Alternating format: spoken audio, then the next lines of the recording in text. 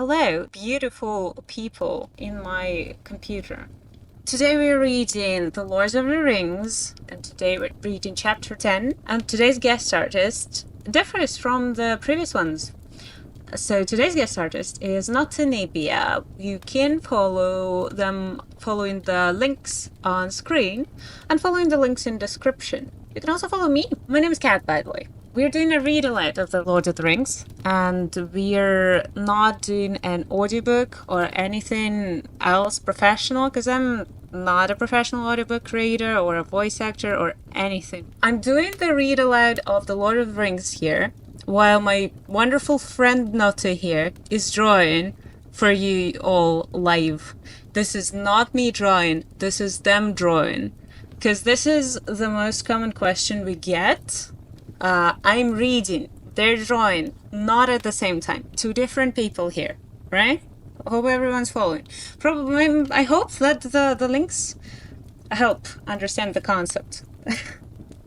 A little disclaimer, English is not my first language, so there will be wrong pronunciations, probably.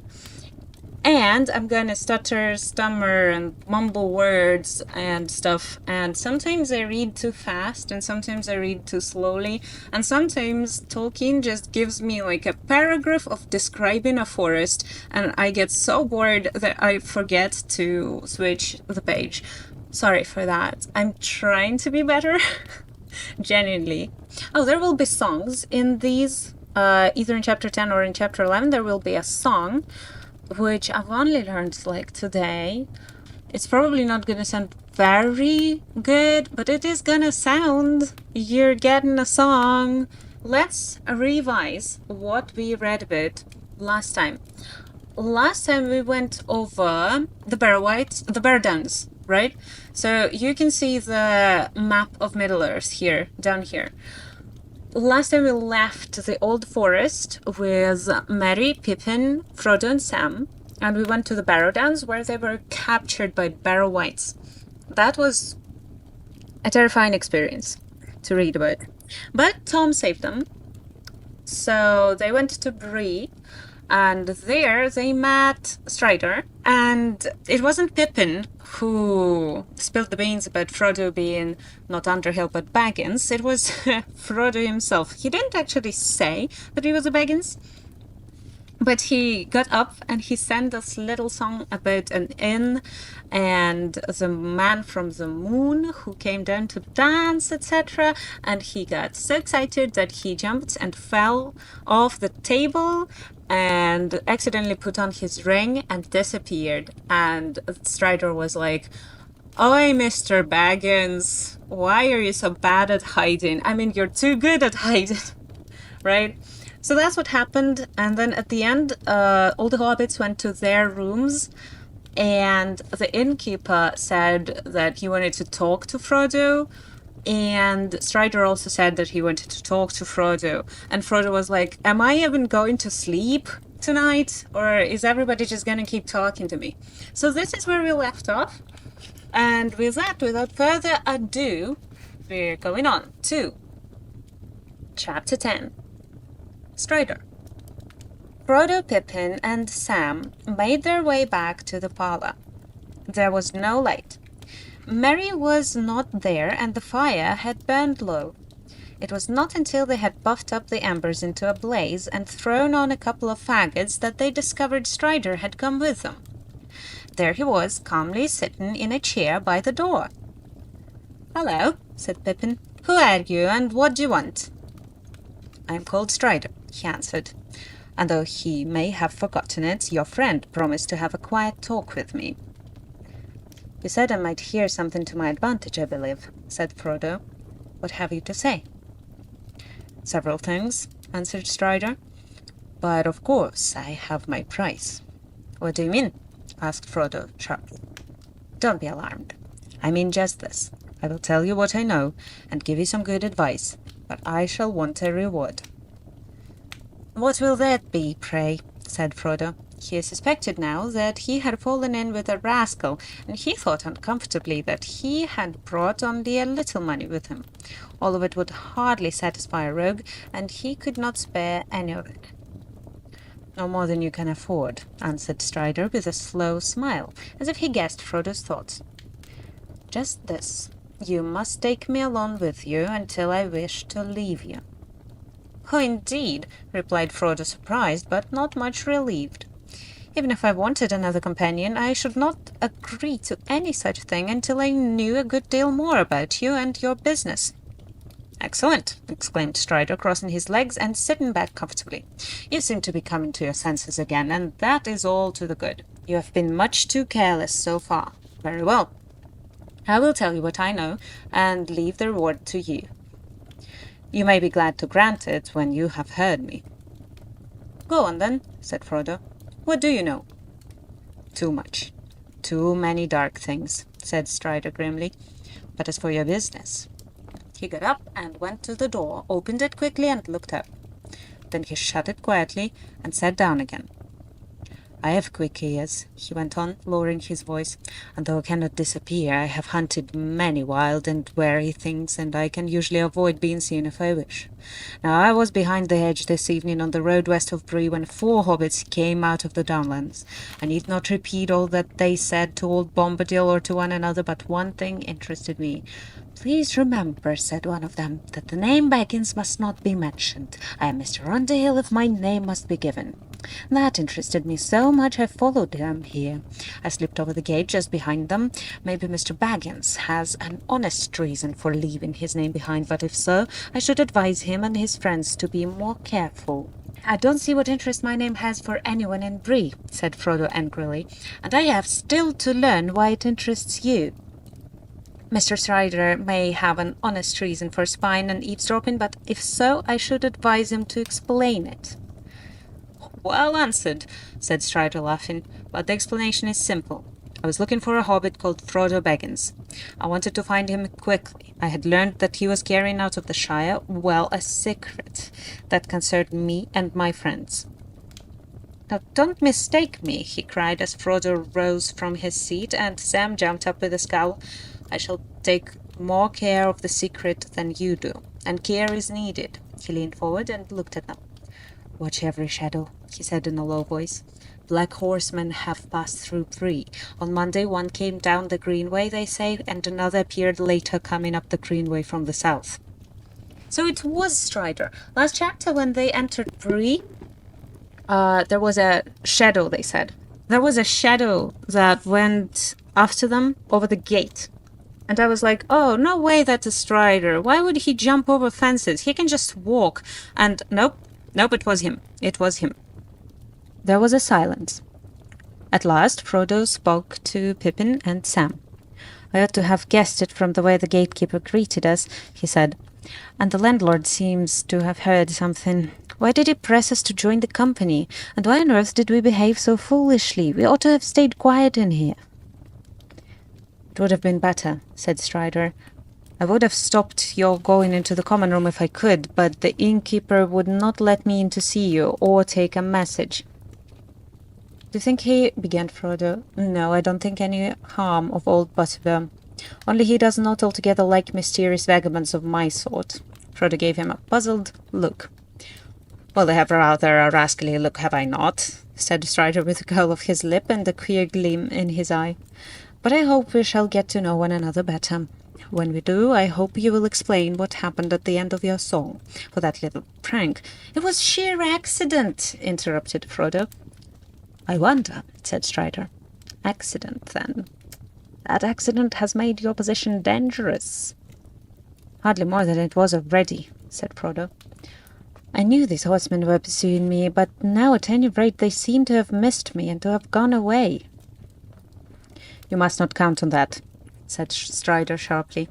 They will return, and more are coming. There are others. I know their number. I know these riders. He paused, and his eyes were cold and hard. And there are some folk in Bree who are not to be trusted, he went on. Bill Ferny, for instance. He has an evil name in the Breeland, and queer folk call at his house.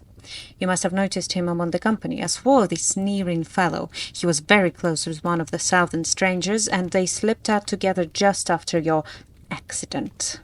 Not all of those southerners mean well, and as for Ferny, he would sell anything to anybody or make mischief for amusement.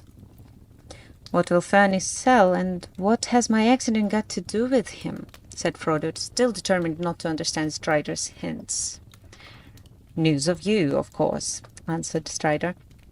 An account of your performance would be very interesting to certain people. After that, they would hardly need to be told your real name. It seems to me only too likely that they will hear of it before this night is over. Is that enough? You can do as you like about my reward, take me as a guide or not, but I may say that I know all the lands between the Shire and the Misty Mountains, for I have wandered over them for many years. I'm older than I look. You can do as you like about my reward, take me as a guide or not, but I may say that I know all the lands between the Shire and the Misty Mountains, for I have wandered over them for many years. I am older than I look. I might prove useful. You will have to leave the open road after tonight, for the horsemen will watch it night and day. You may escape from Bree and be allowed to go forward while the sun is up, but you won't go far. They will come on you in the wild, in some dark place where there is no help. Do you wish them to find you? They are terrible. The hobbits looked at him, and saw with surprise that his face was drawn as if with pain, and his hands clenched the arms of his chair. The room was very quiet and still, and the light seemed to have grown dim. For a while he sat with unseeing eyes, as if walking in distant memory or listening to sounds in the night far away. There, he cried after a moment, drawing his hand across his bow. Perhaps I know more about these pursuers than you do. You fear them, but you do not fear them enough yet. Tomorrow you will have to escape if you can. Strider can take you by paths that are seldom trodden. Will you have him? There was a heavy silence. Frodo made no answer. His mind was confused with doubt and fear. Sam frowned and looked at his master, and at last he broke out. With your leave, Mr. Frodo, I'd say no. This Strider here, he wants, and he says take care, and I say yes to that. And let's begin with him. He comes out of the wild, and I never heard no good of such folk. He knows something, that's plain, and more than I like, but it's no reason why we should let him go leading us out into some dark place, far from help, as he puts it. Pippin fidgeted and looked uncomfortable. Strider did not reply to Sam, but turned his keen eyes to Frodo. Frodo caught his glance and looked away. No, he said slowly, I don't agree. I think you are not really as you choose to look. You began to talk to me like the Bree folk, but your voice has changed. Still, Sam seems right in this. I don't see why you should warn us to take care and yet ask us to take you on trust. Why the disguise? Who are you? What do you really know about my business? And how do you know it? The lesson in caution has been well learned, said Strider with a grim smile. But caution is one thing and wavering is another. You will never get to Rivendell now on your own, and to trust me is your only chance.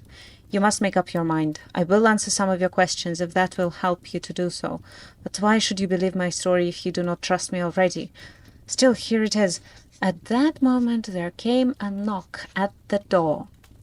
Mr. Butterbear had arrived with candles, and behind him was Nob, with cans of hot water. Strider withdrew into a dark corner. "I've come to bid you good night," said the landlord, putting the candles on the table. "Nob, take the water to the rooms." He came in and shut the door. "It's like this," he began, hesitating and looking troubled. "If I've done any harm, I'm sorry indeed. But one thing drives out another, you'll admit, and I'm a busy man. But first one thing, and then another this week have jogged my memory, as the saying goes, and not too late, I hope. You see, I was asked to look out for hobbits of the Shire, and for one by the name of Baggins in particular." "And what has that got to do with me?" asked Frodo. "Ah, you know best," said the landlord knowingly. "I won't give you away, but I was told that this Baggins would be going by the name of Underhill, and I was given a description that fits you well enough, if I may say so." "Indeed, let's have it then," said Frodo, unwisely interrupting. "A stout little fellow with red cheeks," said Mr. Butterbear solemnly. Pippin chuckled, but Sam looked indignant. That won't help you much. It goes for most hobbits, Barley, he says to me, continued Mr. Butterbur with a glance at Pippin. But this one is taller than some and fairer than most, and he has a cleft in his chin. Perky chap with a bright eye. Begging your pardon, but he said it, not me. He said it. And who was he? Asked Frodo eagerly. Ah, that was Gandalf, if you know what I mean. A wizard, they say he is, but he's a good friend of mine, whether or no. But now I don't know what he'll have to say to me if I see him again. Turn all my ale sour on me into a block of wood, if I shouldn't wonder. He's a bit hasty. Still, what's done can't be undone. Well, what have you done? Said Frodo, getting impatient with a slow unravelling on Butterbur's thoughts. Oh, where was I? Said the landlord, pausing and snapping his fingers. Ah, yes, good old Gandalf. 3 months back he walked right into my room without a knock. Barley, he says, I'm off in the morning. Will you do something for me? You've only to name it. I said, I'm in a hurry, said he, and I've no time myself, but I want a message took to the Shire. Have you anyone you can send and trust it to go? I can find someone, I said, tomorrow maybe or the day after. Make it tomorrow, he said, and then he gave me a letter.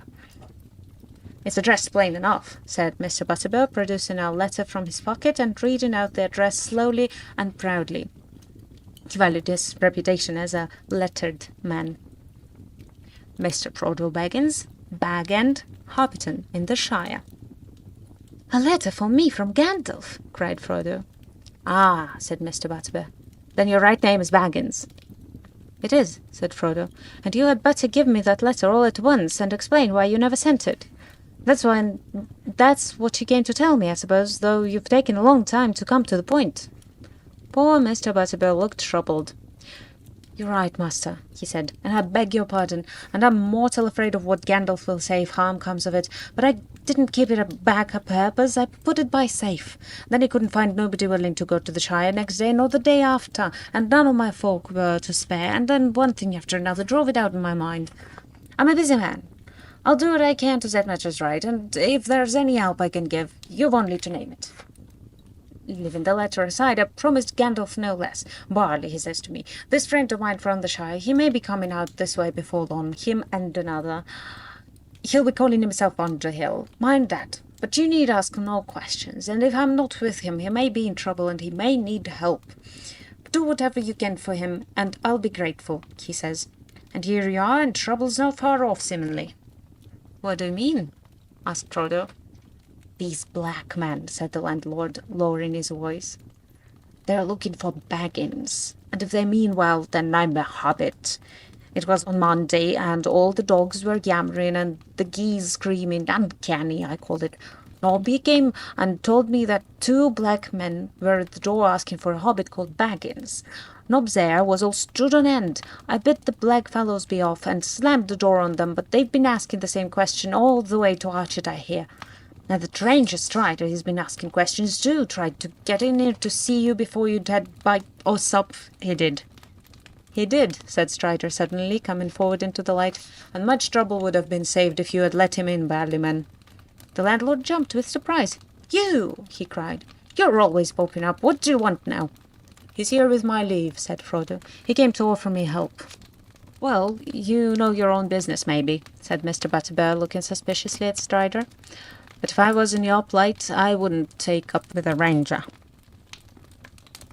Then who would you take up with? Asked Strider. Fat innkeeper who only remembers his own name because people shouted at him all day? They cannot stay in the pony forever, and they cannot go home. They have a long road before them. Will you go with them and keep the black men off? Me? Leave Bree? I wouldn't do that for any money, said Mr. Butterbur, looking really scared. But why can't you stay here quiet for a bit, Mr. Underhill? What are all these queer goings-on? What are these black men after, and where do they come from, I'd like to know. I'm sorry I can't explain it all, answered Frodo. I am tired and very worried, and it's a long tale. But if you mean to help me, I ought to warn you that you will be in danger as long as I am in your house. These black riders, I'm not sure, but I fear they come from... They come from Mordor, said Strider in a low voice. From Mordor, Barleyman, if that means anything to you. Save us, cried Mr. Butterbear, turning pale. The name evidently was known to him. That is the worst news that has come to Bree in my time. It is, said Frodo. Are you still willing to help me? I am, said Mr. Butterbear, more than ever, though I don't know what the likes of me can do against, he faltered. Against the shadow in the east, said Strider quietly. Not much, Barleyman, but every little helps. You can let Mr. Underhill stay here tonight as Mr. Underhill, and you can forget the name of Baggins till he is far away. I'll do that, said Butterbear, but they'll find out he's here without help from me, I'm afraid. It's a pity Mr. Baggins drew attention to himself this evening to say no more. The story of that Mr. Bilbo's going off has been heard before tonight in Bree. Even our knob has been doing some guessing in his slow pate, and there are others in Bree quicker in the uptake than he is. Well, we can only hope the riders won't come back yet, said Frodo. I hope not indeed, said Butterbear. But spooks or no spooks, they won't get in the pony so easy. Don't you worry till the morning. Nob'll say no word. No black man shall pass my doors while I can stand on my legs. Me and my folk will keep watch tonight. You had best get some sleep if you can. In any case, we must be called at dawn, said Frodo. We must get off as early as possible. Breakfast at 6:30, please. Right, I'll see to the orders, said the landlord. Good night, Mr. Baggins. Underhill, I should say. Good night. Now bless me. Where's your Mr. Brandybuck? I don't know, said Frodo with sudden anxiety. They had forgotten all about Mary, and it was getting late. I'm afraid he's out. He said something about going for a breath of air. Well, you do want looking after, and no mistake, your party might be on a holiday, said Butterbear. I must go and bar the doors quick, but I'll see your friend is let in when he comes. I'd better send Nob to look for him. Good night to you all. At last Mr. Butterbear went out with another doubtful look at Strider and a shake of his head.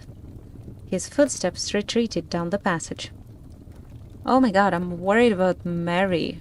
Where is he gone? He was just there. Mary is the one who didn't go with them to the guest room or whatever that was called. He didn't take part in the celebrations or like the... when they were all talking and getting to know each other. He didn't see Frodo dance even. I don't think he even greeted them when they came back. Oh God, I hope poor Mary's not in trouble. Well, said Strider, when are you going to open that letter? Frodo looked carefully at the seal before he broke it.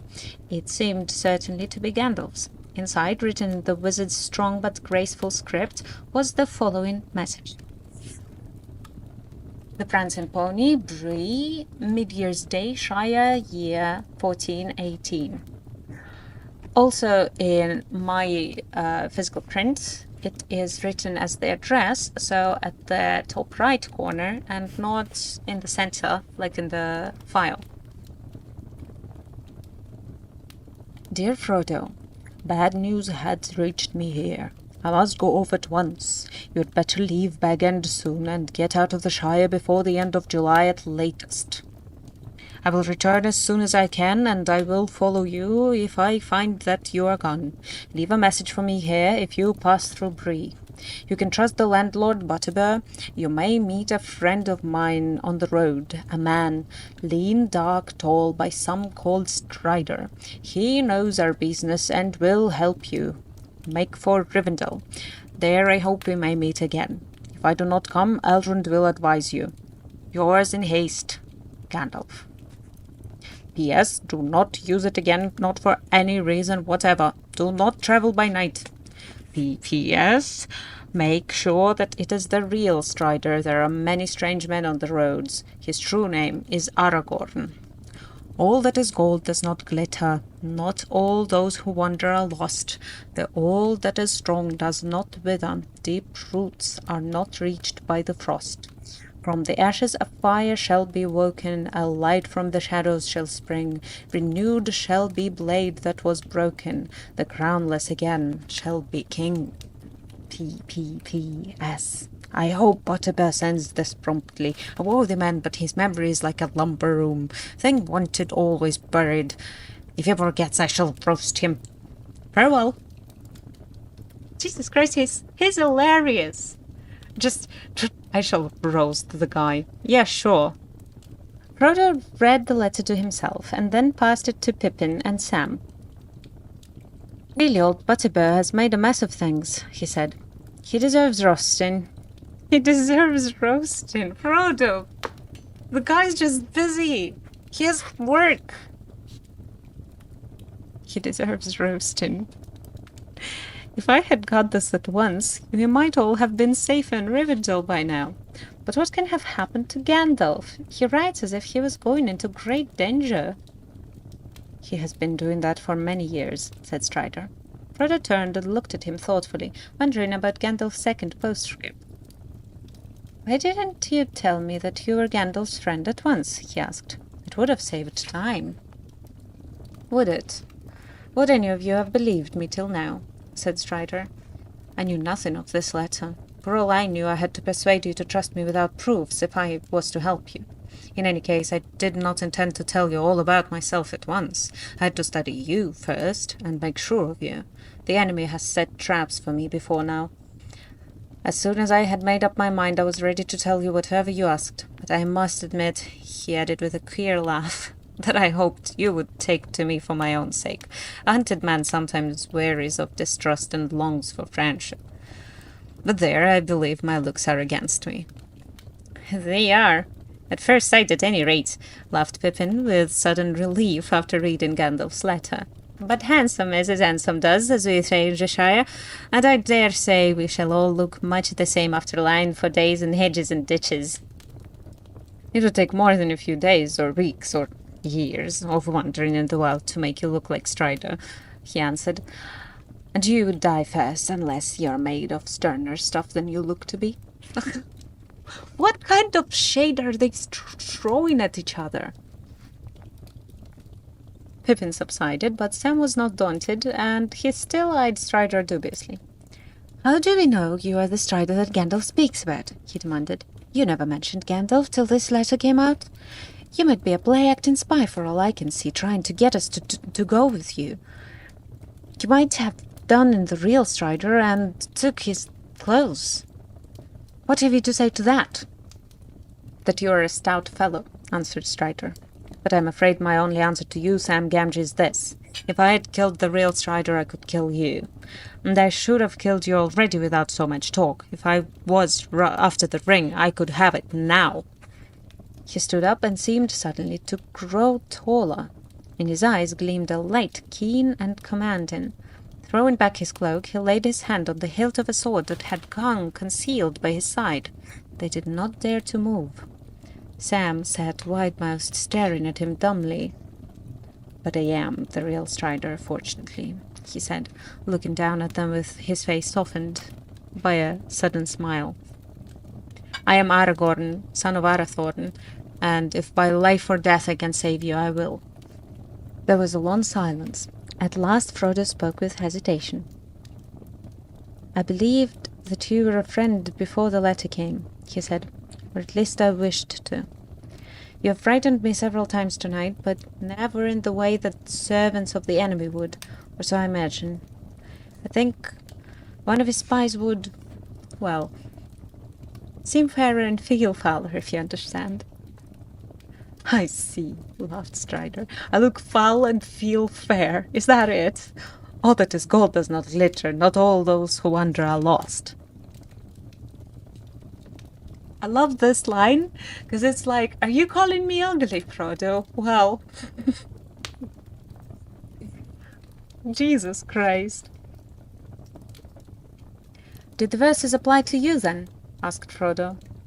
I could not make out what they were about. But how did you know that they were in Gandalf's letter if you have never seen it? I did not know, he answered. But I am Aragorn, and those verses go with that name. He drew out his sword, and they saw that the blade was indeed broken a foot below the hilt. Not much use, is it, Sam? Said Strider. But the time is near when it shall be forged anew. Sam said nothing.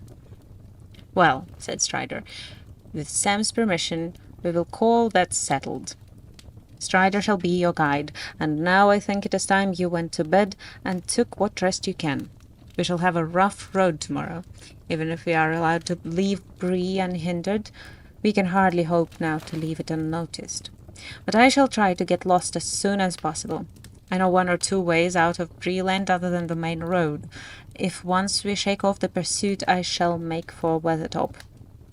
Weathertop, said Sam. What's that?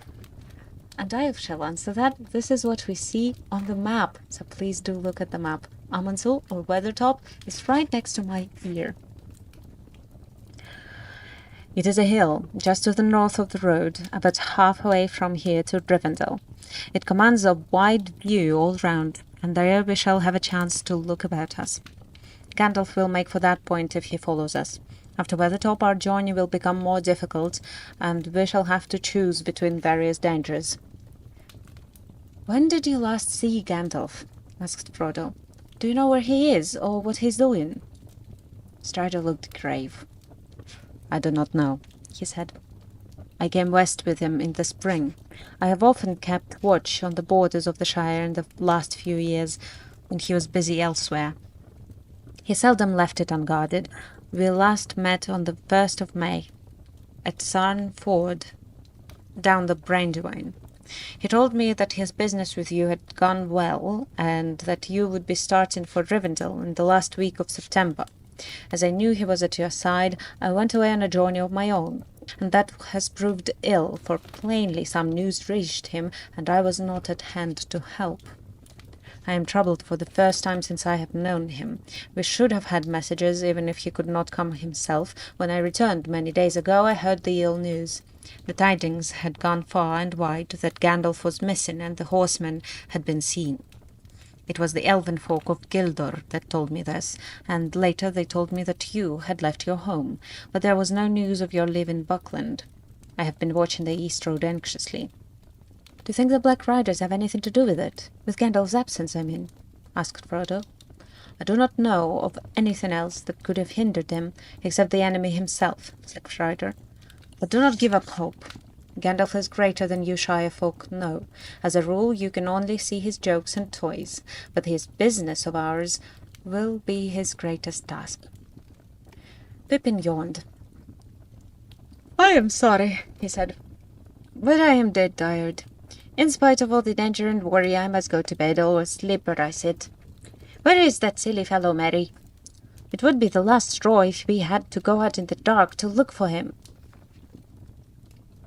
I so hope that Merry is okay. Every line that passes without him next to us, I worry. At that moment they heard a door slam. Then feet came running along the passage. Merry came in with a rush, followed by Nob. Thank you, Mr. Tolkien. Merry is okay. Thank you. He shut the door hastily and leaned against it. He was out of breath. They stared at him in alarm for a moment before he gasped. Seen them, Frodo. I've seen them. Black Riders. Black Riders, cried Frodo. Where? Here, in the village. I stayed indoors for an hour. Then, as you did not come back, I went out for a stroll. I had come back again and was standing just outside the light of the lamp, looking at the stars, and suddenly I shivered and felt that something horrible was creeping near. There was a sort of deeper shade among the shadows across the road, just beyond the edge of the lamplight. It slid away at once into the dark without a sound. There was no horse. Which way did it go? Asked Strider suddenly and sharply. Merry started, noticing the stranger for the first time. Go on, said Frodo. This is a friend of Gandalf's. I will explain later. It seemed to make off up the road eastward, continued Merry. I tried to follow. Of course it vanished almost at once. But I went round the corner and on as far as the last house on the road. Strider looked at Merry with wonder. You have a stout heart, he said, but it was foolish. I don't know, said Merry. Neither brave nor silly, I think. I could hardly help myself. I seemed to be drawn somehow. Anyway, I went, and suddenly I heard voices by the hedge. One was muttering, and the other was whispering or hissing. I couldn't hear a word that was said. I did not creep any closer because I began to tremble all over. Then I felt terrified and I turned back and was just going to bolt home when something came behind me and I fell over. I found him, sir, put in Nob. Mr. Butler sent me out with a lantern. I went down to West Gate and then back up towards South Gate. Just nigh Bill Fernie's house I thought I could see something in the road. I couldn't swear to it, but it looked to me as if two men were stooping over something left in it. I gave a shout, but when I got up to the spot there was no signs of them and only Mr. Brentibuck lying by the roadside. He seemed to be asleep. I thought I had fallen into deep water, he says to me when I shook him. Very queer he was, and as soon as I had roused him, he got up and ran back here like a hare. I'm afraid that's true, said Mary, though I don't know what I said. I had an ugly dream which I can't remember. I went to pieces. I don't know what came over me. I do, said Strider. The Black Breath. The riders must have left their horses outside and passed back through the south gate in secret. They will know all the news now, for they have visited Belfernie, and probably that southerner was a spy as well. Something may happen in the night before we leave Bree. What will happen? Said Mary. Will they take the inn? No, I think not, said Strider. They are not all here yet, and in any case that's not their way. In dark and loneliness they are strongest. They will not openly attack a house where there are lights and many people. Not until they are desperate, not while all the long leagues of Eriador still lie before us. But their power is in terror, and already some in Bree are in their clutch. They will drive these wretches to some evil work, Fernie and some of the strangers, and maybe the gatekeeper too. They had words with Harry at Westgate on Monday. I was watching them. He was white and shaken when they left him. We seem to have enemies all round, said Frodo. What are we to do? Stay here and do not go to your rooms. They are sure to have found out which those are. The hobbit rooms have windows looking north and close to the ground. We will all remain together and bar this window at the door. But first Nob and I will fetch your luggage. While Strider was gone, Frodo gave Merry a rapid account of all that had happened since supper. Merry was still reading and pondering Gandalf's letter when Strider and Nob returned. Well, masters, said Nob, I've ruffled up the clothes and put in a bolster down the middle of each bed, and I made a nice imitation of your head with a brown woolen mat, Mr. Bear, Underhill, sir, he added with a grin. Pippin laughed. Very lifelike, he said. But what will happen when they have penetrated the disguise? We shall see, said Strider. Let us hope to hold the fort till morning. Good night to you, said Nob, and went off to take his part in the watch on the doors. Their bags and gear they piled on the parlour floor. They pushed a low chair against the door and shut the window. Peering out, Frodo saw that the night was still clear. The sickle was swinging bright above the shoulders of Bree Hill. The sickle is the hobbit's name for the plough of Great Bear. He then closed and barred the heavy inside shutters and drew the curtains together. Strider built up the fire and blew out all the candles. The hobbits lay down on their blankets with their feet towards the hearth, but Strider settled himself in the chair against the door. They talked for a little, for Merry still had several questions to ask. Jumped over the moon, chuckled Merry as he rolled himself in his blanket. Very ridiculous of you, Frodo, but I wish I had been there to see. The worthies of Bree will be discussing it 100 years hence. I hope so, said Strider. Then they all fell silent, and one by one the hobbits dropped off to sleep. Oh, man. What a nice chapter. There was a lot of tension in what Strider revealed and said, and in Gandalf's letter.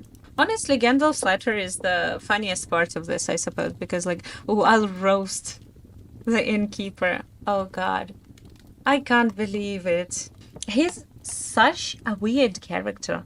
Honestly, whenever I see his true characterization as the person who threatens and who thinks he's better than everybody, I want to jump to the moon and jump over the moon as well. because I get delighted. It's delightful. He's an old fart. And he's just so condescending. I don't know. He always acts like a prick.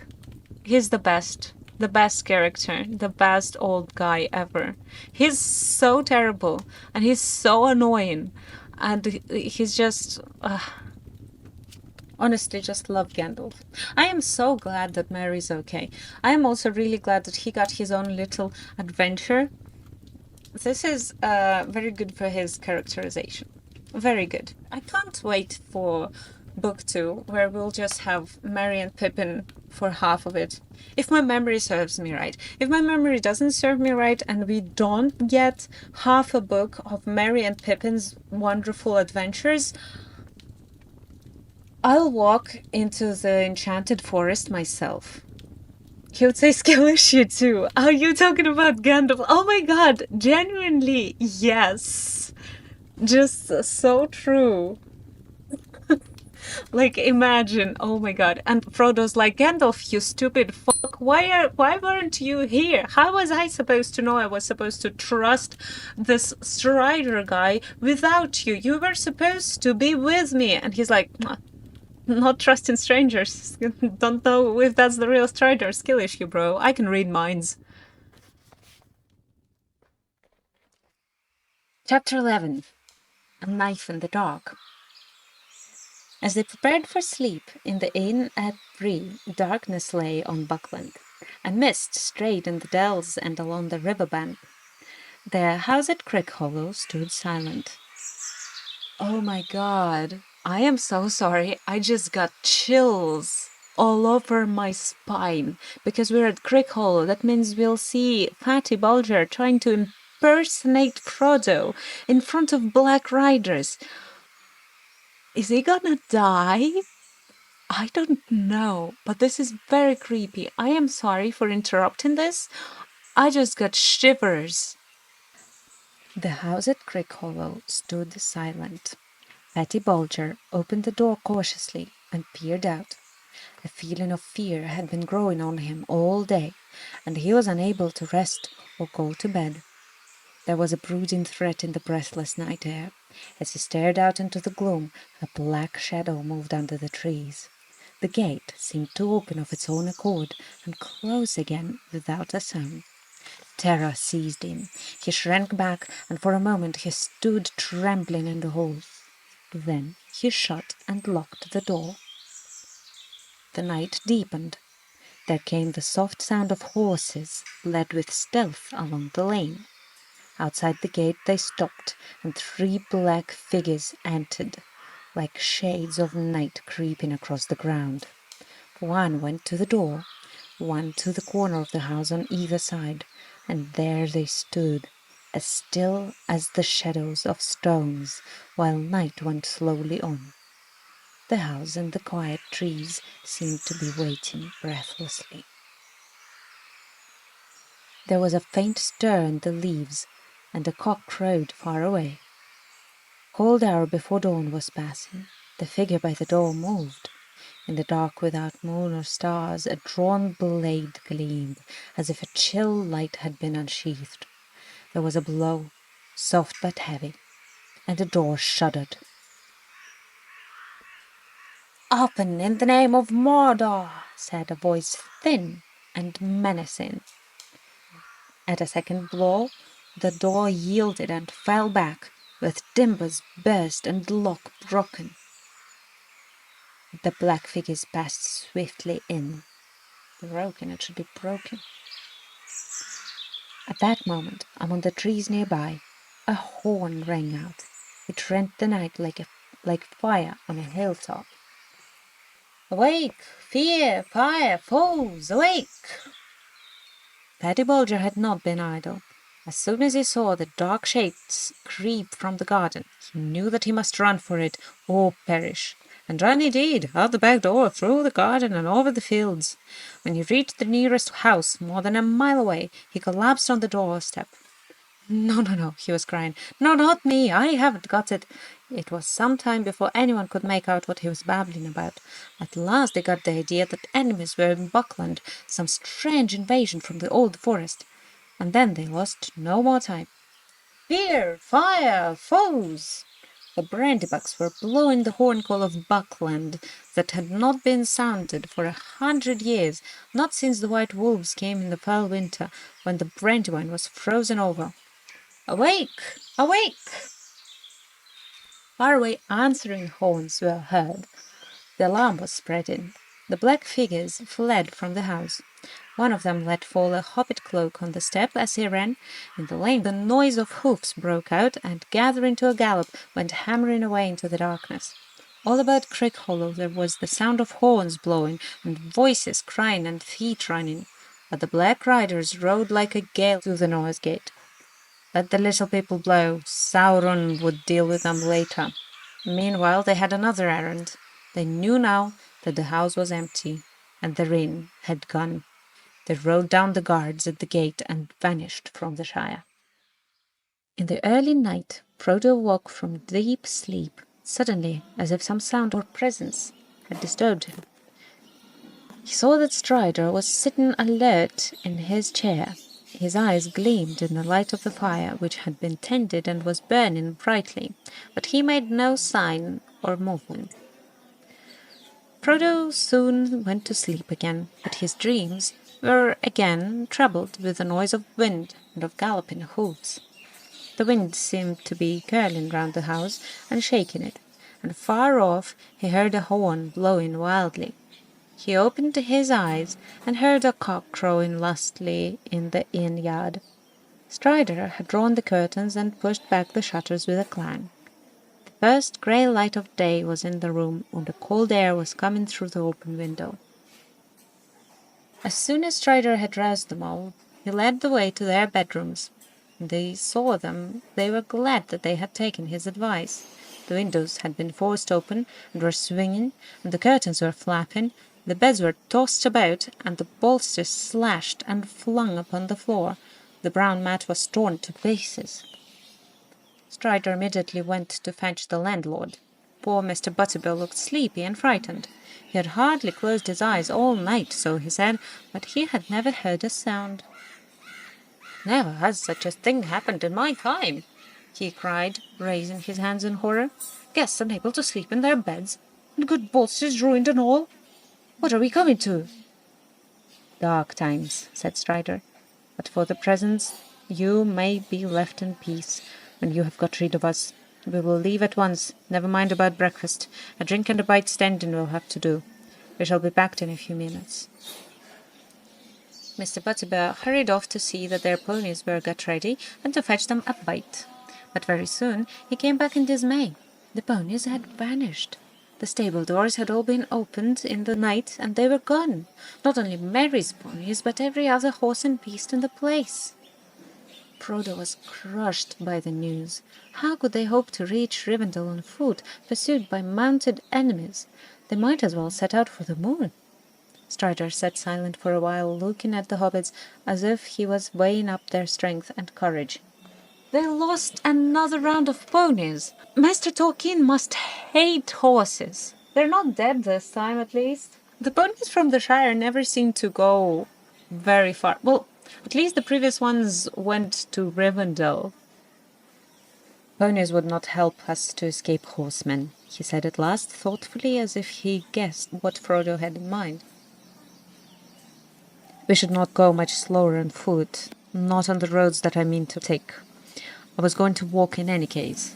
It is the food and stores that trouble me. I do not count on getting anything to eat between here and Rivendell except what we take with us, and we ought to take plenty to spare, for we may be delayed or forced to go roundabout, far out of the direct way.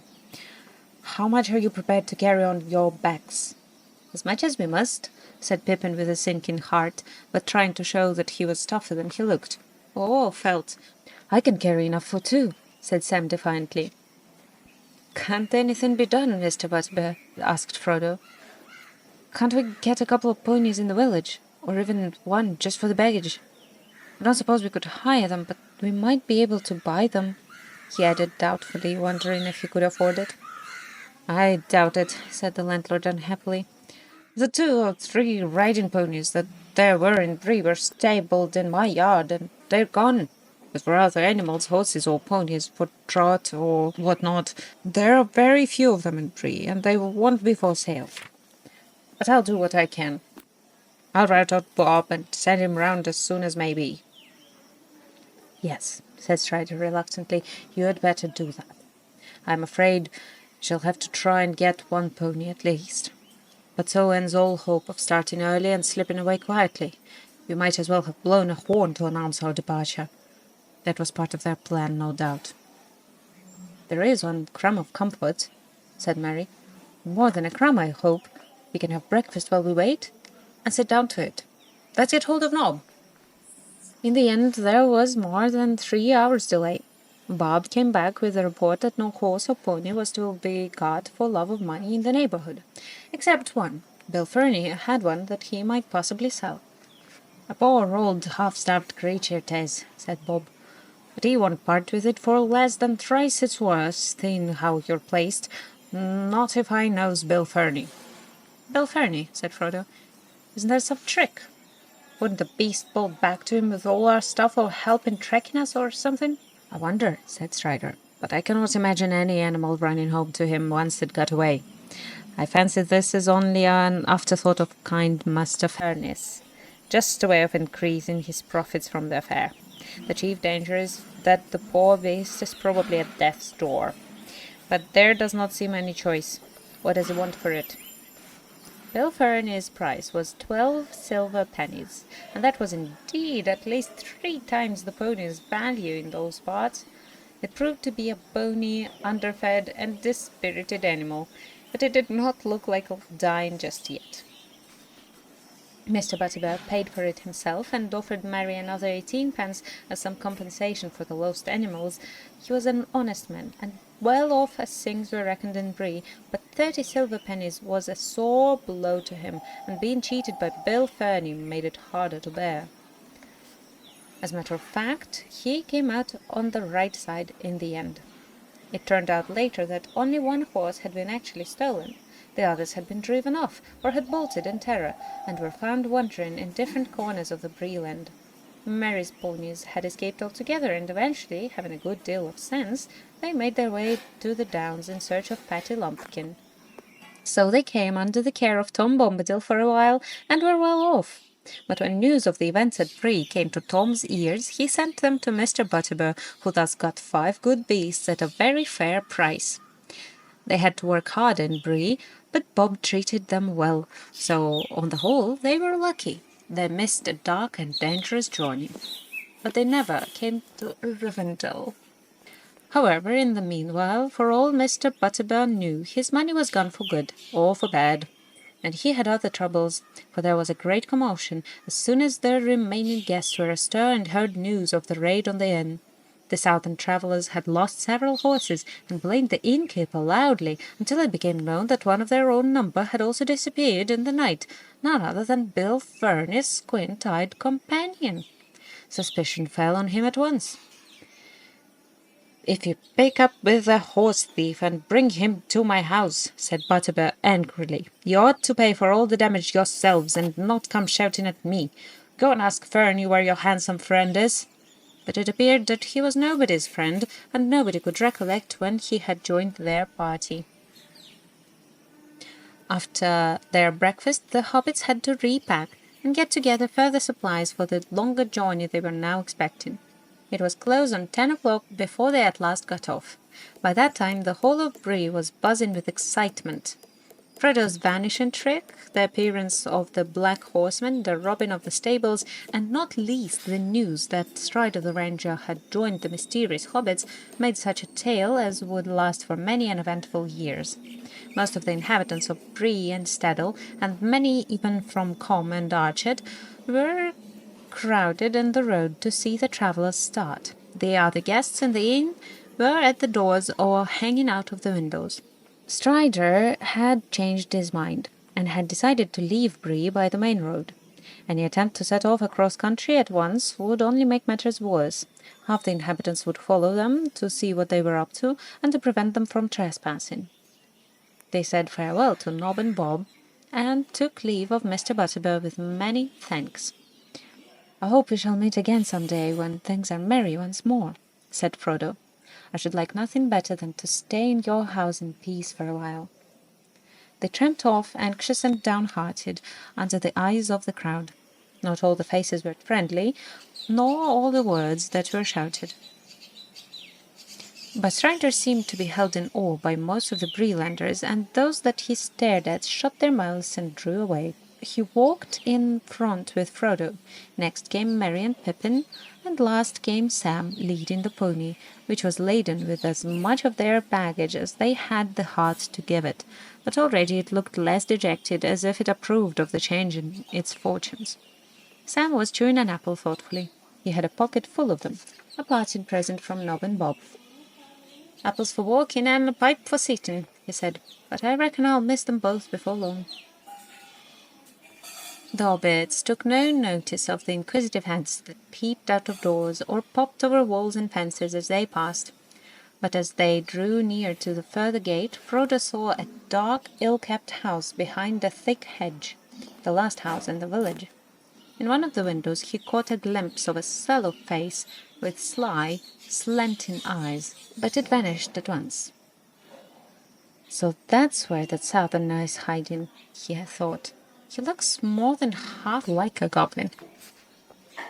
Over the hedge, another man was staring boldly. He had heavy black brows and dark, scornful eyes. His large mouth curled in a sneer. He was smoking a short black pipe. As they approached, he took it out of his mouth and spat. "Morning, Longshanks," he said. "Off early? Found some friends at last?" Strider nodded, but did not answer. "Morning, my little friends," he said to the others. "I suppose you know who you've taken up with. That stick-at-knot Strider, that is. Though I've heard other names not so pretty. Watch out tonight. And you, Sammy, don't go ill-treating my poor old pony." "Ah!" he spat again. Sam turned quickly. "Adieu, Fernie," he said. "Put your ugly face out of sight or it will get hurt." With a sudden flick, quick as lightning, an apple left his hand and hit Bill square on the nose.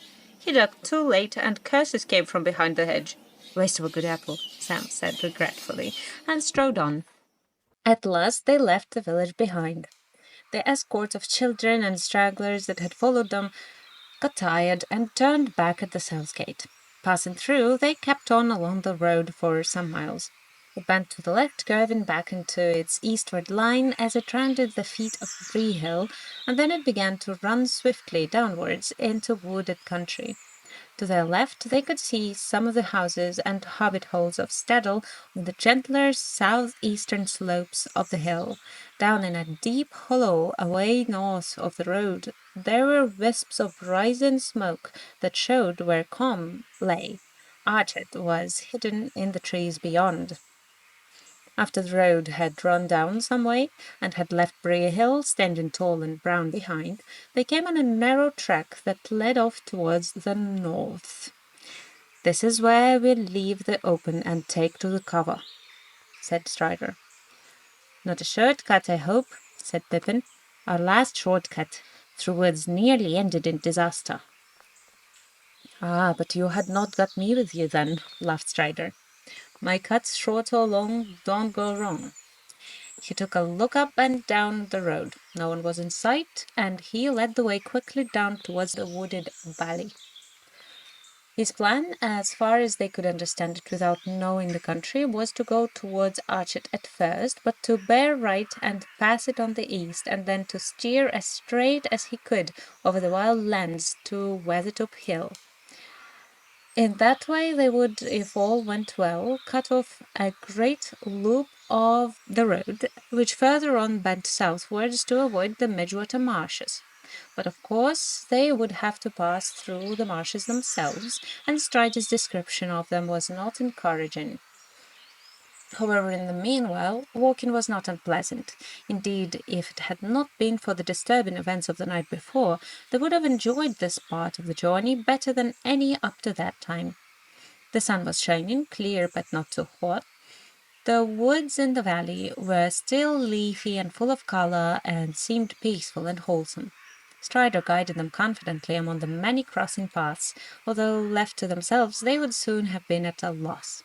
He was taking a wandering course, with many turns and doublings to put off any pursuit.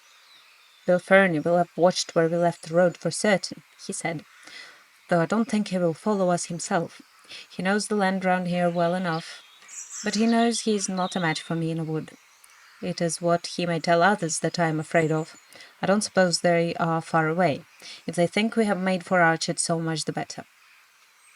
Whether because of Strider's skill or for some other reason, they saw no sign and heard no sound of any other living thing all that day, neither two-footed except birds, nor four-footed except one fox and a few squirrels. The next day they began to steer a steady course eastwards, and still all was quiet and peaceful. On the third day, out from Bree, they came out of the Chetwood. The land had been falling steadily ever since they turned aside from the road, and they now entered a wide, flat expanse of country, much more difficult to manage. They were far beyond the borders of the Bree-land, out in the pathless wilderness, and drawing near to the Midgewater marshes. The ground now became damp, and in places boggy, and here and there they came upon pools and wide stretches of reeds and rushes, filled with the warbling of little hidden birds. They had to pick their way carefully to keep both dry-footed and on their proper course. At first they made fair progress, but as they went on, their passage became slower and more dangerous. The marshes were bewildering and treacherous, and there was no permanent trail, even for rangers, to find through their shifting quagmires. The flies began to torment them, and the air was full of clouds, tiny midges that crept up their sleeves and breeches and into their hair. "I'm being eaten alive!" cried Pippin. "Midgewater! There are more midges than water." "What do they live on when they can't get hobbit?" asked Sam, scratching his neck. They spent a miserable day in this lonely and unpleasant country. Their camping place was damp, cold, and uncomfortable, and the biting insects would not let them sleep. There were also abominable creatures haunting the reeds and tussocks that, from the sound of them, were evil relatives of the cricket. There were thousands of them, and they squeaked all round, "Eek, breek, breek, neek," unceasingly all the night until the hobbits were nearly frantic. The next day the force was little better, and the night almost as comfortless, though the knickerbrickers, as Sam called them, had been left behind. The midges still pursued them. As Frodo lay, tired but unable to close his eyes, it seemed to him that far away there came a light in the eastern sky. It flashed and faded many times. It was not the dawn, for that was still some hours off. "What is the light?" he said to Strider, who had risen and was standing gazing ahead into the night. "I do not know," Strider answered. "It is too distant to make out. It is like lightning that leaps up from the hilltops."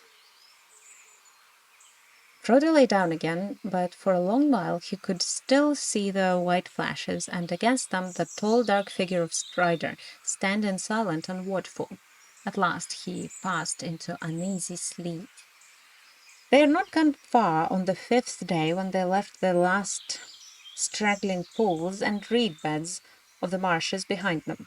The land before them began steadily to rise again. Away in the distance, eastward, they could now see a line of hills. The highest of them was at the right of the line and a little separated from the others. It had a conical top, slightly flattened at the summit. "That is Weathertop," said Strider. "The old road, which we have left far away on our right, runs to the south of it and passes not far from its foot. We might reach it by noon tomorrow if we go straight towards it. I suppose we had better do so." "What do you mean?" asked Frodo. "I mean, when we do get there, it is not certain what we shall find. It is close to the road." But surely we were hoping to find Gandalf there. Yes, but the hope is faint. If he comes this way and all, he may not pass through Bree, and so he may not know what we are doing. And anyway, unless by luck we arrive almost together, we shall miss one another. It will not be safe for him or for us to wait there long. If the riders fail to find us in the wilderness, they are likely to make for Weathertop themselves. It commands a wide view all round. Indeed, there are many birds and beasts in this country that would see us as we stand here from that hilltop. Not all the birds are to be trusted, and there are other spies, more evil than they are. The hobbits looked anxiously at the distant hills. Sam looked up into the pale sky, fearing to see hawks or eagles hovering over them with bright and friendly eyes. "You do make me feel uncomfortable and lonesome, Strider," he said. "What do you advise us to do?" asked Frodo. "I think," answered Strider slowly, as if he was not quite sure, "I think the best thing is to go straight eastward from here as we can to make for the line of hills, not for Weathertop. There we can strike a path I know that runs at their feet. It will bring us to Weathertop from the north and less openly. Then we shall see what we shall see." All the day they plodded along until the cold and early evening came down. The land became drier and more barren, but mists and vapors lay behind them on the marshes. A few melancholy birds were piping and wailing until the round red sun sank slowly into the western shadows. Then an empty silence fell. The hobbits thought of the soft light of sunset glancing through the cheerful windows of Bag End far away. At the day's end they came to a stream that wandered down from the hills to lose itself in the stagnant marshland, and they went up along its banks while the light lasted. It was already night when at last they halted and made their camp under some stunted alder trees by the shores for the stream. Ahead there loomed now against the dusky sky the bleak and treeless backs of the hills. That night they set a watch, and Strider, it seemed, did not sleep at all. The moon was waxing, and in the early night hours a cold grey light lay on the land. Next morning they set out again, soon after sunrise. There was a frost in the air, and the sky was a pale clear blue. The hobbits felt refreshed, as if they had had a night of unbroken sleep. Already they were getting used to much walking on short commons, shorter, at any rate, than what in the Shire they would have thought barely enough to keep them on their legs. Pippin declared that Frodo was looking twice the hobbit that he had been. "Very odd," said Frodo, tightening his belt, "considering that there is actually a good deal less of me. I hope the thinning process will not go on indefinitely, or I shall become a wraith." "Do not speak of such things," said Strider quickly, and with surprise and earnestness. The hills drew nearer. They made an undulating ridge, often rising almost to 1,000 feet, and here and there falling again to low clefts of passes leading into the eastern land beyond. Along the crest of the ridge the hobbits could see what looked to be the remains of green-ground walls and dikes, and in the clefts there still stood the ruins of old works of stone. By night they had reached the feet of the westward slopes, and there they camped. It was the night of the 5th of October, and they were 6 days out from Bree. In the morning they found, for the first time since they had left the Chetwood, a track plain to see. They turned right and followed it southward. It ran cunningly, taking a line that seemed chosen so as to keep as much hidden as possible from the view, both of the hilltops above and of the flats to the west. It dived into dells and hugged steep banks, and where it passed over flatter and more open ground on either side of it, there were lines of large boulders and hewn stones that screened the travellers almost like a hedge. "I wonder who made this path and what for," said Mary, as they walked along one of these avenues, where the stones were unusually large and closely set. "I am not sure that I like it. It has rather a barrow whitish look." "There any barrow on Weathertop?" "No, there is no barrow on Weathertop, nor on any of these hills," answered Strider. "The men of the West did not live here, though in their later days They defended the hills for a while against the evil that came out of Angmar. This path was made to serve the forts along the walls. But long before, in the first days of the North Kingdom, they built a great watchtower on Weathertop. Amonsul, they called it. It was burned and broken, and nothing remains of it now but a tumbled ring, like a rough crown on the old hill's head. Yet once it was tall and fair. It is told that Elendil stood there watching for the coming of Gil-galad out of the west in the days of the last alliance. The hobbits gazed at Strider.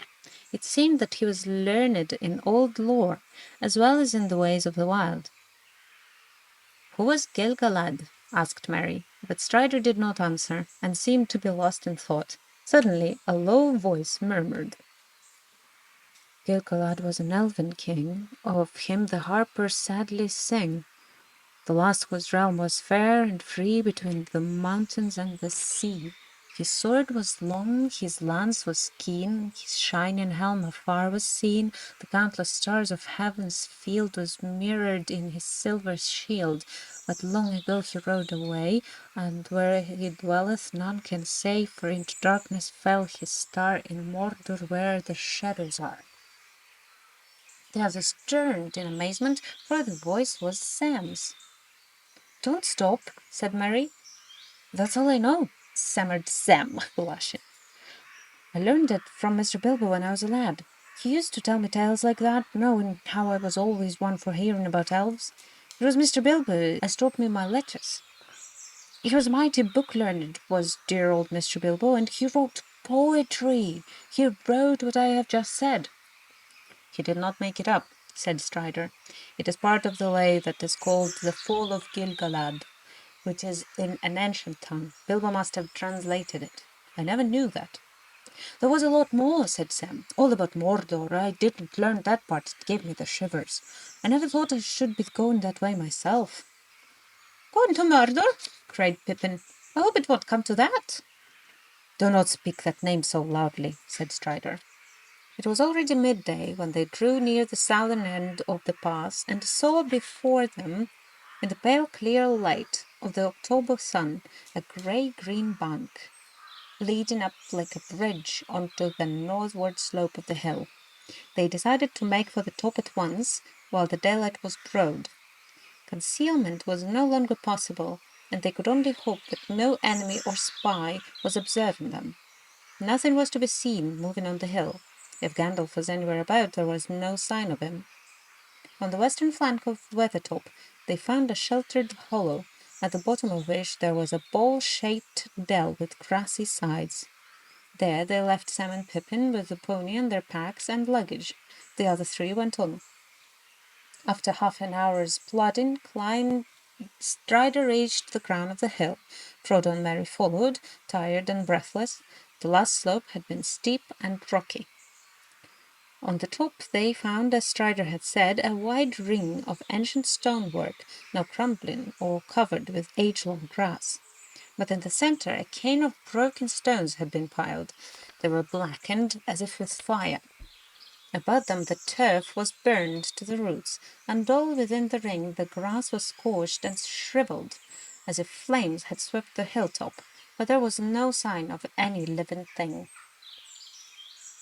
Standing upon the rim of the ruined circle, they saw all round below them a wide prospect, for the most part of lands empty and featureless, except for patches of woodland away to the south, beyond which they caught here and there the glint of distant water.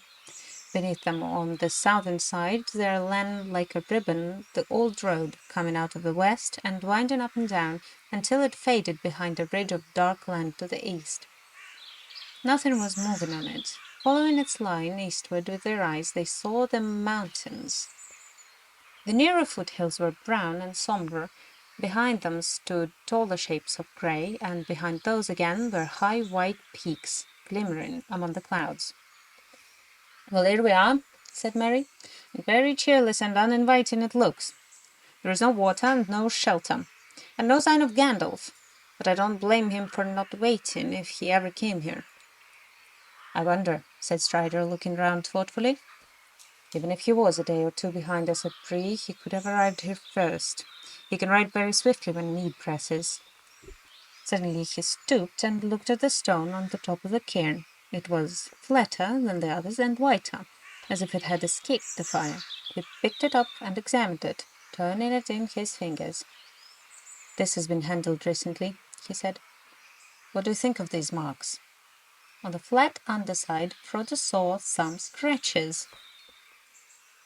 "There seems to be a stroke, a dot, and 3 more strokes," he said.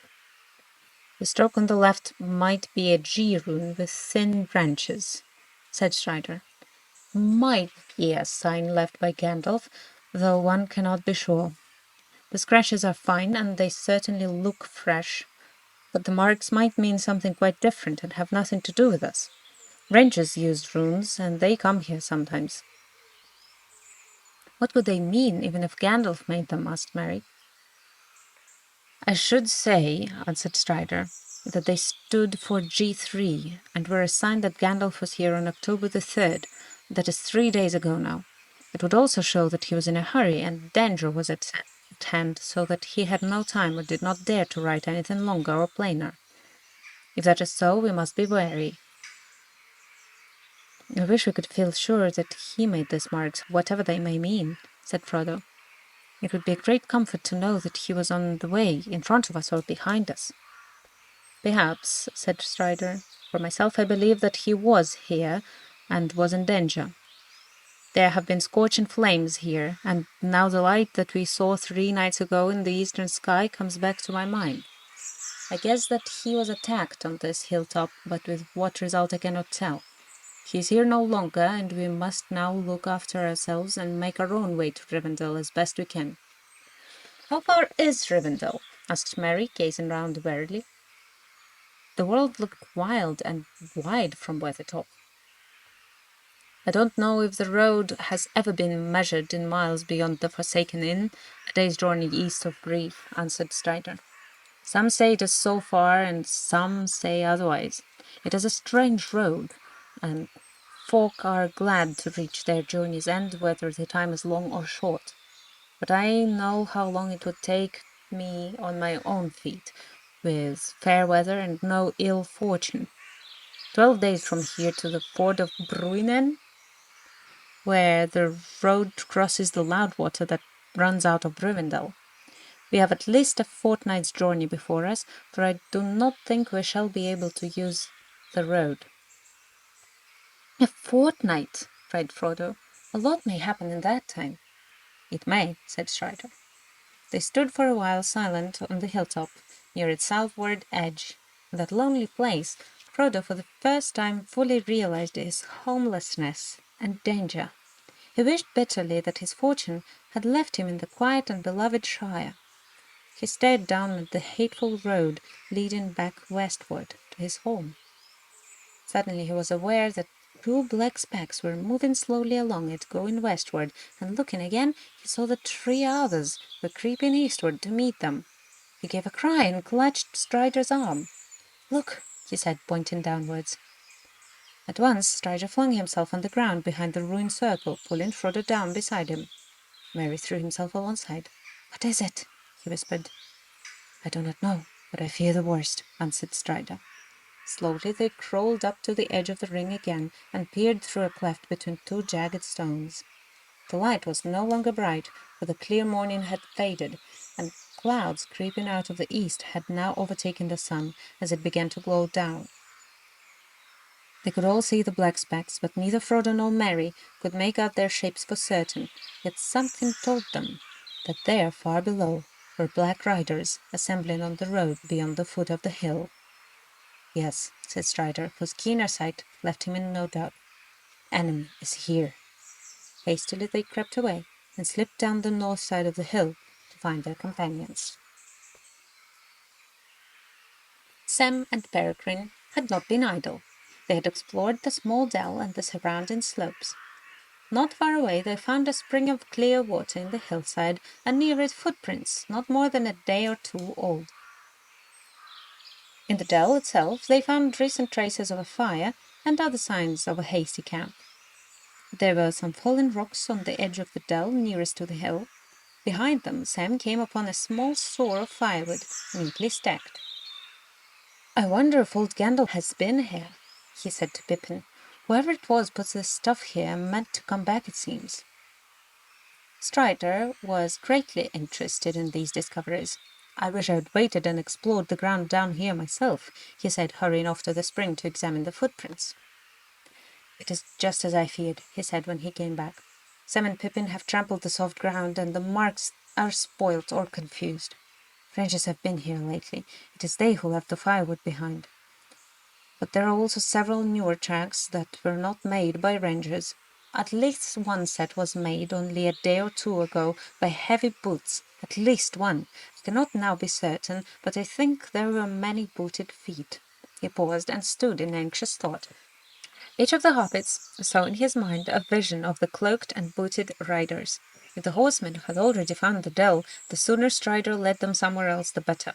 Sam viewed the hollow with great dislike, now that he had heard news of their enemies on the road only a few miles away. "Hadn't we better clear out quick, Mr. Strider?" he asked impatiently. "It is getting late, and I don't like this hole. It makes my heart sink somehow." "Yes, we certainly must decide what to do at once," answered Strider, looking up and considering the time and the weather. "Well, Sam," he said at last, "I do not like this place either, but I cannot think of anywhere better that we could reach before nightfall. At least we are out of sight for the moment, and if we moved we should be much more likely to be seen by spies. All we could do would be to go right out of our way back north on this side of the line of hills, where the land is all much the same as it is here. The road is watched, but we should have to cross it if we tried to take cover in this thickets away to the south. On the north side of the road, beyond the hills, the country is bare and flat for miles." "Can the riders see?" asked Mary. "I mean, they seem usually to have used their noses rather than their eyes, smelling for us, if smelling is the right word, at least in the daylight. But you made us lie down flat when you saw them down below, and now you talk of being seen if we move." "I was too careless on the hilltop," answered Strider. "I was very anxious to find some sign of Gandalf, but it was a mistake for three of us to go up and stand there for so long. For the black horses can see, and the riders can use men and other creatures as spies, as we found at Bree. They themselves do not see the world of light as we do, but our shapes cast shadows in their minds, which only the noon sun destroys, and in the dark they perceive many signs and forms that are hidden from us. Then they are most to be feared. And at all times they smell the blood of living things, desiring and hating it. Senses, too, there are other than sight or smell. We can feel their presence. It troubled our hearts as soon as we came here, and before we saw them, they feel ours more keenly. Also," he added, and his voice sank to a whisper, "the ring draws them." "Is there no escape then?" said Frodo, looking round wildly. "If I move, I shall be seen and hunted. If I stay, I shall draw them to me." Strider laid his hand on his shoulder. "There is still hope," he said. "You are not alone. Let us take this wood that is set ready for the fire as a sign. There is little shelter of defense here, but fire shall serve for both. Sauron can put fire to his evil uses, as he can all things. But these riders do not love it, and fear those who wield it. Fire is our friend in the wilderness." "Maybe," muttered Sam. "It is also as good a way of saying 'here we are' as I can think of, bar shouting." Down in the lowest and most sheltered corner of the dell, they lit a fire and prepared a meal. The shades of evening began to fall, and it grew cold. They were suddenly aware of great hunger, for they had not eaten anything since breakfast, but they dared not make more than a frugal supper. The lands ahead were empty of all save birds and beasts, and friendly places deserted by all the races of the world. Rangers passed at times beyond the hills, but they were few and did not stay. Other wanderers were rare and of evil sort. Trolls might stray down at times out of the northern valleys of the Misty Mountains. Only on the road would travellers be found, most often dwarfs, hurrying along on business of their own, and with no help and few words to spare for strangers. "I don't see how our food can be made to last," said Frodo. "We have been careful enough in the last few days, and this supper is no feast, but we have used more than we ought, if we have 2 weeks still to go, and perhaps more." "There is food in the wild," said Strider, "berry, root, and herb, and I have some skill as a hunter at need. You need not be afraid of starving before winter comes, but gathering and catching food is long and weary work, and we need haste. So tighten your belts, and think with hope of the tables of Elrond's house." The cold increased as darkness came on. Peering out from the edge of the dell, they could see nothing but a grey land now vanishing quickly into the shadow. The sky above had cleared again and was slowly filled with twinkling stars. Frodo and his companions huddled round the fire, wrapped in every garment and blanket they possessed, but Strider was content with a single cloak and sat a little apart, drawing thoughtfully at his pipe. As night fell and the light of the fire began to shine out brightly, he began to tell them tales to keep their minds from fear. He knew many histories and legends of long ago, of elves and men, and the good and evil deeds of the elder days. They wondered how old he was, and where he had learned all this lore. "Tell us of Gil-galad," said Merry suddenly, when he paused at the end of a story of the elf kingdoms. "Do you know any more of that old lay that you spoke of?" "I do indeed," answered Strider. "So also does Frodo, for it concerns us closely." Merry and Pippin looked at Frodo, who was staring into the fire. "I know only the little that Gandalf has told me," said Frodo slowly. "Gil-galad was the last of the great elf kings of Middle-earth. Gil-galad is starlight in their tongue. With Lendil, the elf friend, he went to the land of—" "No," said Strider, interrupting. "I do not think that tale should be told now with the servants of the enemy at hand. If we win through to the house of Elrond, you may hear it there, told in full." "Then tell us some other tale of the old days," begged Sam. "A tale about the elves before the fate in time. I would dearly like to hear more about the elves. The dark seems to press round so close." "I will tell you the tale of Tinuvir," said Strider. "In brief, for it is a long tale of which the end is not known, and there are none now except Elrond that remember it aright as it was told of old. It is a fair tale, though it is sad, as are all the tales of Middle-earth, and yet it may lift up your hearts." He was silent for some time, and then he began not to speak, but to chant softly. "The leaves were long, the grass was grey, the hemlock umbels tall and fair, and in the glade a light was seen of stars in shadow shimmer. Tinuviel was dancing there to music of a pipe unseen. A light of stars was in her hair, and in her raiment glimmering. There Beren came from mountains cold, and lost he wandered under leaves, and where the river rolled, he walked alone and sorrowing. He peered between the hemlock leaves, and saw in wonder flowers of gold upon her mantle and her sleeves, and her hair like shadow following. Enchantment healed his weary feet, that over hills were doomed to roam, and forth he hastened strong and fleet. He grasped at moonbeams glistening. Through woven woods in elven home, she lightly fled on dancing feet, and left him lonely still to roam in the silent forest, listening. He heard there oft the flying sound of it as light as linden leaves, or music welling underground in hidden hollows quavering. Withered lay the hemlock shapes, and one by one with sighing sound, whispering fell the beechen leaves in the wintry woodland wavering.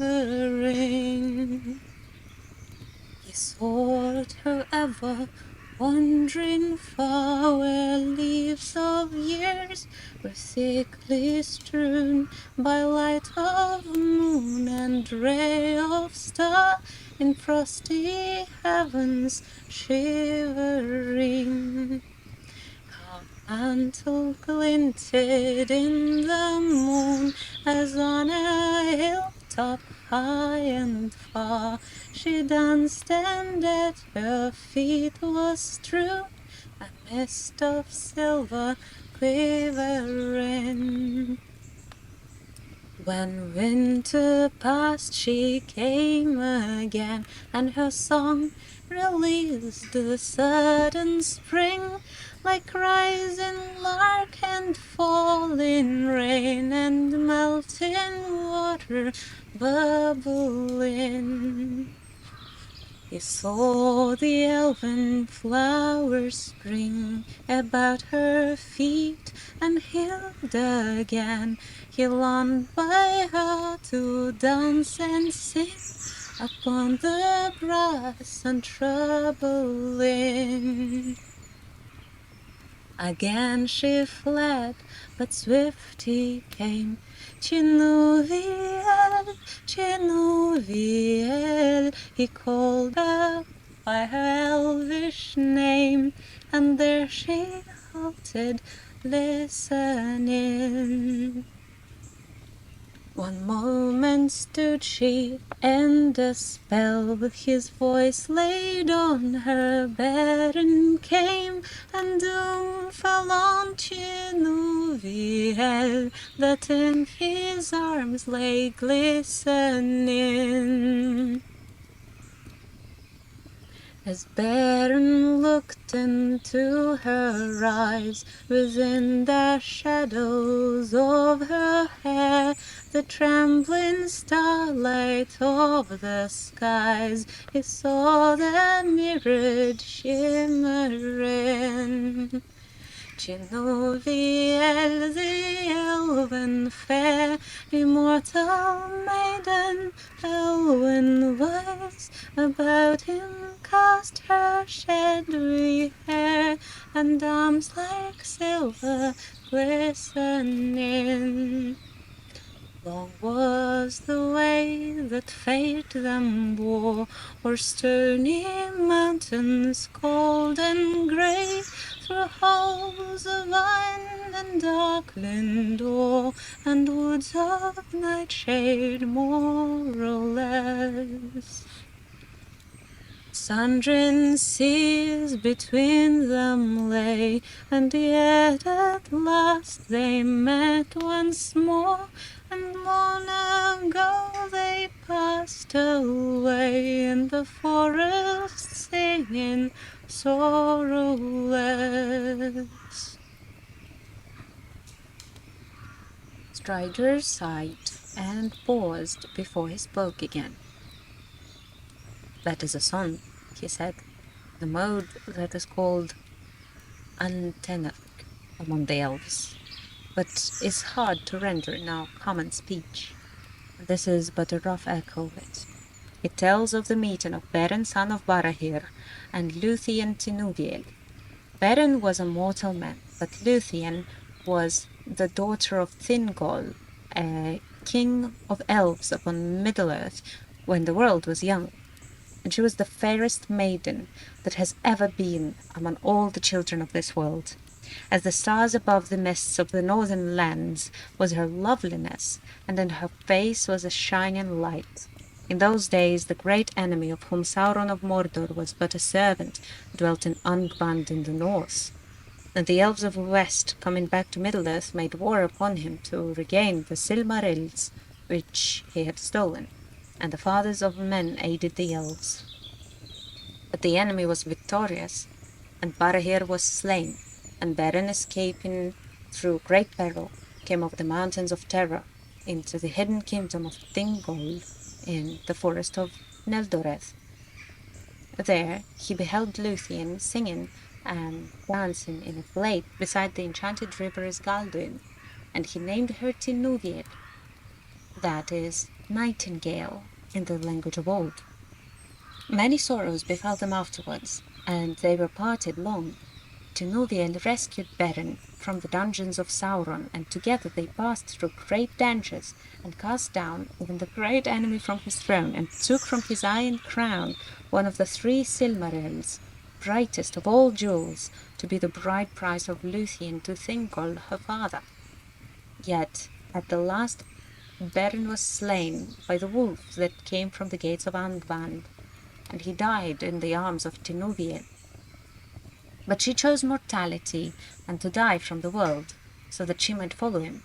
And it is sung that they met again beyond the sundering seas, and after a brief time walking alive once more in the green woods, together they passed, long ago, beyond the confines of this world. So it is that Luthien Tinuviel, along of the elf kindred, has died indeed and left the world, and they have lost her whom they most loved. But from her the lineage of the elf lords of old descended among men. There live still those of whom Luthien was the forefather, and it is said that her line shall never fail. Elrond of Rivendell is of that kin. For of Beren and Luthien was born Diorthingol's heir, and of him Elwing the White, whom Earendil wedded, he that sailed his ship out of the mists of the world into the seas of heaven with the Silmaril upon his brow. And of Earendil came the kings of Numenor, or that is Westernesse. As Strider was speaking, they watched his strange, eager face, dimly lit in the red glow of the wood fire. His eyes shone, and his voice was rich and deep. Above him was a black starry sky. Suddenly a pale light appeared over the crown of Weathertop behind him. The waxing moon was climbing slowly above the hill that overshadowed them, and the stars above the hilltop faded. The story ended. The hobbits moved and stretched. "Look," said Merry. "The moon is rising. It must be getting late." The others looked up.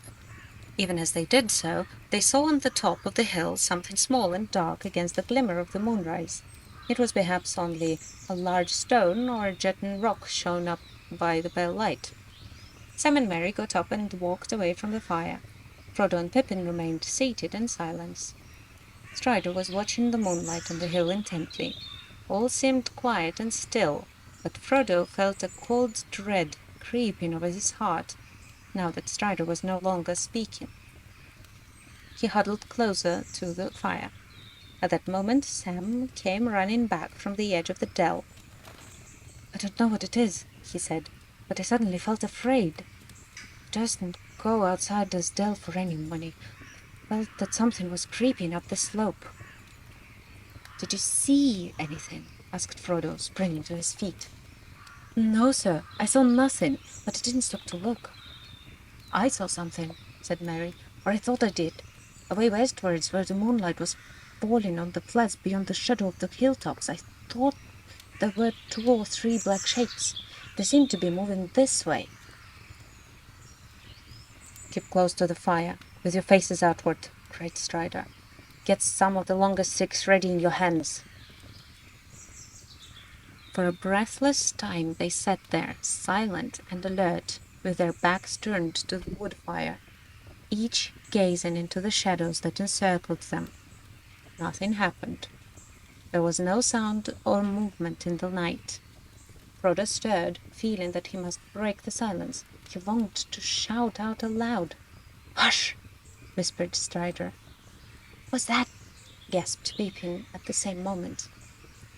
Over the lip of the little dell, on the side away from the hill, he felt, rather than saw, a shadow rise. One shadow, or more than one. They strained their eyes. Shadows seemed to grow. Soon there could be no doubt.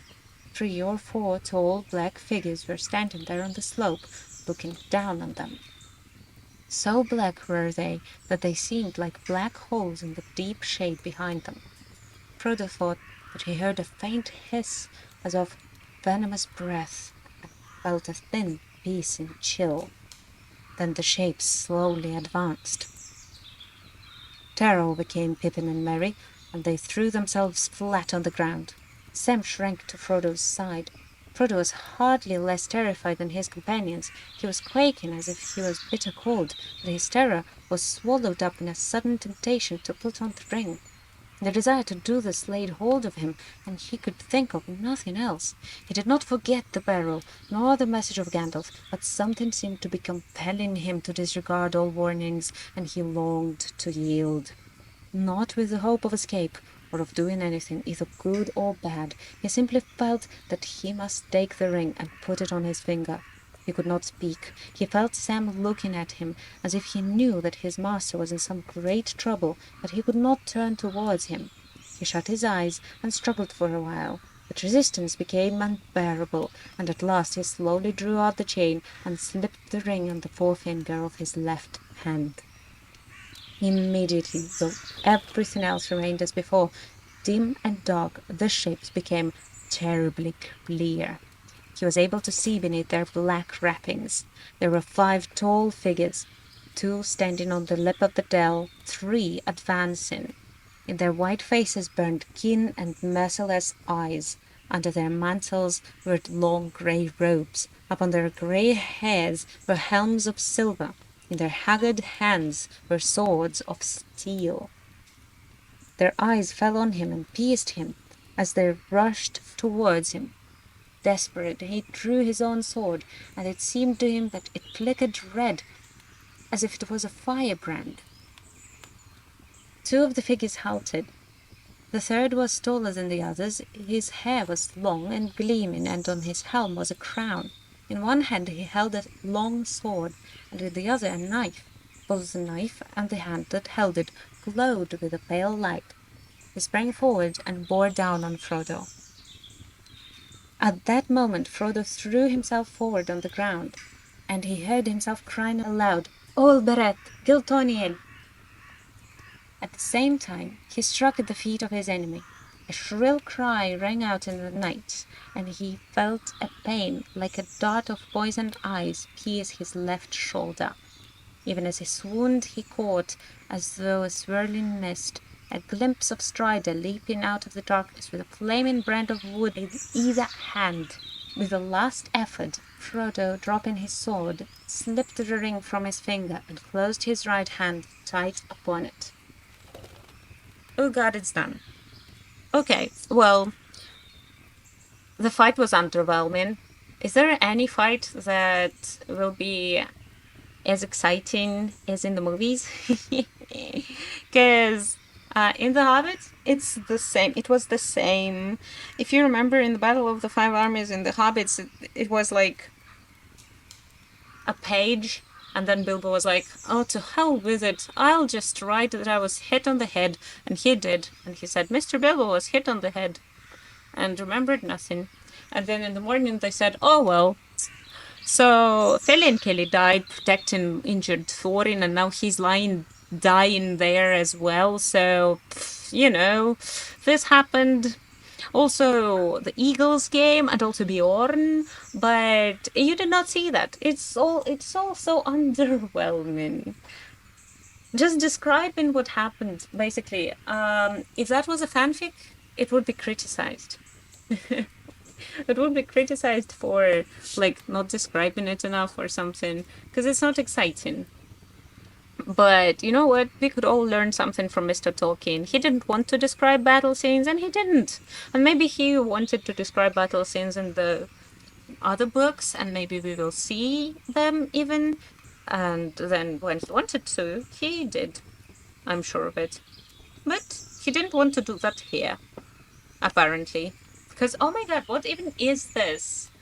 I'm so used to seeing a lot of action in films, and I'm so used to reading every action described, like, and then he lifted his sword and blocked the next blow, and then his enemy did this, and then his ally did that, and then together they did this, but then it didn't work, blah blah blah.